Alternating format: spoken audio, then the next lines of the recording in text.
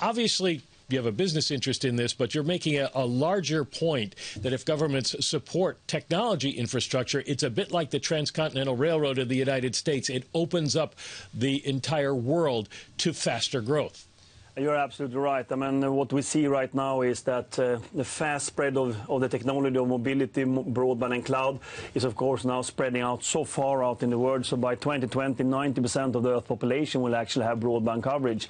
That is the greatest tool that leaders of this world have in order to transform and accelerate the achievement of these very bold targets that have now been approved on Friday, the Sustainable Development Goals, and that's what I'm advocating for. Tell me how broadband universally available is going to raise growth standards. It's going to help all the people I know check their fantasy football teams, but how does it raise global growth? Yeah, what we've seen so far is, of course, that broadband and mobility has been used for us as consumers. What we see right now is two other things.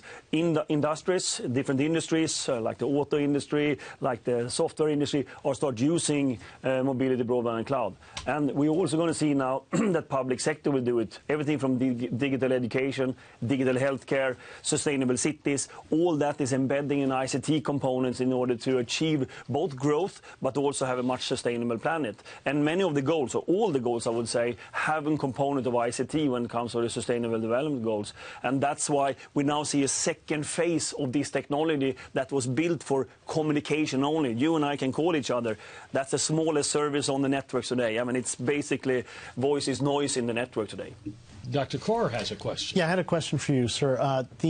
Someone argued that in Africa, the growth isn't occurring quickly enough to really allow the average African to get broadband, but the price of broadband technology will decrease quickly enough so that eventually Africa will come online. You're absolutely right. I mean, the global standards we're using, we basically, you can move your phone from any country to another. My equipment that I sell mobile networks is the same equipment here in New York like in Africa. That's why in Africa you're going to see today 70 million or million roughly subscribers on broadband in Africa. It's going to go to 700 million in 2020. I love that dynamic, and I know you're here in support of your United Nations effort. I'm not going to ask you brutal questions about Ericsson. I will say this. Where's the money in the cloud?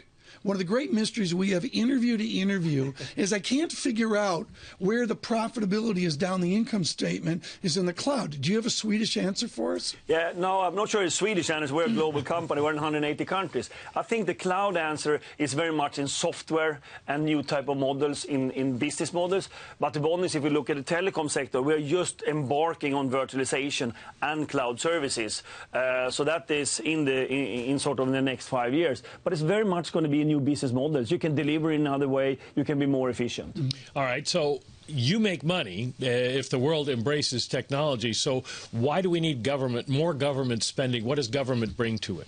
I think what governments need to bring, and that's what we came out with a report here early last week, is that governments need to embrace ICT because we have the enabler. ICT is the enabler only, but you need to develop content in the local language for education. You need to have a digital platform for healthcare. That governments need to do, and they need to purchase that and put up it for the citizens. And then you can attack the global goals and actually achieve them even earlier if you do it right. So you have the enabler from the private sector. 30 seconds. Do you know who Henrik Lundqvist is of the New York Rangers, right? I've heard of him. Is there another Henrik Lundqvist in Sweden right now? There are plenty of them. There are plenty of them. Yeah, plenty of good hockey players in Sweden. We need more of them in New York here in, well, not 5 years, but in 7 or 8 years when the ageless wonder, maybe we have to move on to another Swedish goalie. Hans Vestberg, thank you so much. Thank you very much. Greatly appreciate it.